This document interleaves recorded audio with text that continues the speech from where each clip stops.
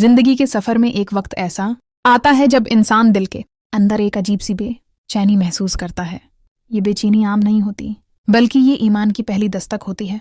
इंसान महसूस करता है कि दुनिया की दौड़ में कुछ तो ऐसा है जो वो खो चुका है, और कोई ऐसा नूर है जिस की तरफ दिल खींचा चला जा रहा है। कभी किसी नेकी को देखकर दिल नरम पड़ जाता है, कभी किसी मासूम बच्चे की दुआ पर आंखें नम हो जाती हैं, कभी किसी मुसाफिर की मुश्किल देखकर दिल बेचैन हो जाता है। ये सब वाकयात ऐसे ही नहीं होते, बल्कि ये अल्लाह की तरफ से दिल पर पड़ने वाली पहली हल्की सी ठोकरें होती हैं, जो ये बताती हैं कि अल्लाह अपने बंदे को अपनी तरफ बुलाना चाहता है। ईमान की पहली दस्तक बहुत नरम होती है, लेकिन असर इतना गहरा छोड़ती है कि इंसान खुद को बदलता हुआ महसूस करने लगता है। ईमान की पहली दस्तक इंसान के अंदर मौजूद फतरत को जगाती है।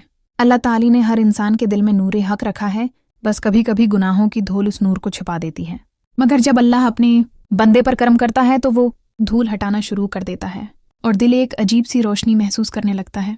यही रोशनी इंसान के दिल में सवाल पैदा करती है, मैं कौन हूँ? मुझे किसने पैदा किया? मेरा मकसद क्या है? यही सवाल ईमान के सफ़र की शुरुआत होते हैं।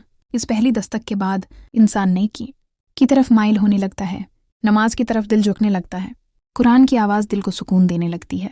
कुछ लोग इस दस्तक को फ़ौरन समझ लेते हैं तो कुछ लोग देर से समझते हैं, लेकिन अल्लाह की रहमत कभी मायूस नहीं करती। इंसान चाहे कितना ही दूर निकल जाए, जब ईमान की पहली दस्तक पड़ती है तो दिल वापस आने की राह ढूंढ लेता है।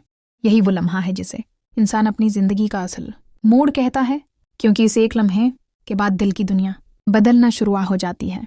ईमान की पहली दस्तक सिर्फ एक एहसास नहीं होती, बल्कि ये अल्लाह की तरफ से बंदे के लिए मोहब्बत भरा पैगाम होता है।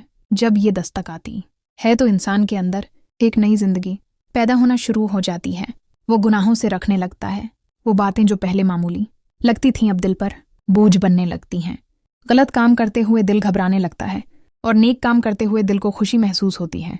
ये सब ईमान की पहली रोशनी के असरात होते हैं।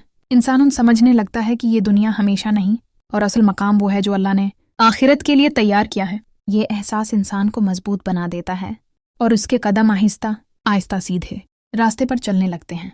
जब ईमान पहली बार दिल के दरवाजे पर दस्तक देता है तो इंसान दुआ के लिए हाथ उठाते हुए भी बदल जाता है। उसकी दुआ में आजिज़ी आ जाती है, उसके सजदे में गहराई आ जाती है और उसके दिल में अल्लाह की मोहब्बत पैदा होना शुरू हो जाती है। वो हर अमल से पहले सोचता है कि क्या अल्लाह इससे राज़ी होगा। उसका ये सोचना ही ईमान की जड़ें मजबूत करता है। ऐसे इंसान के लिए मुश्किलात भी रहमत बन जाती हैं, क्योंकि वो जानता है कि अल्लाह जिसको चाहता है आज़माता है और जिससे मोहब्बत करता है उसे करीब करता है। ईमान की पहली दस्तक सिर्फ शुरुआत होती है, असल सफ़र तो इसके बाद शुरू होता है।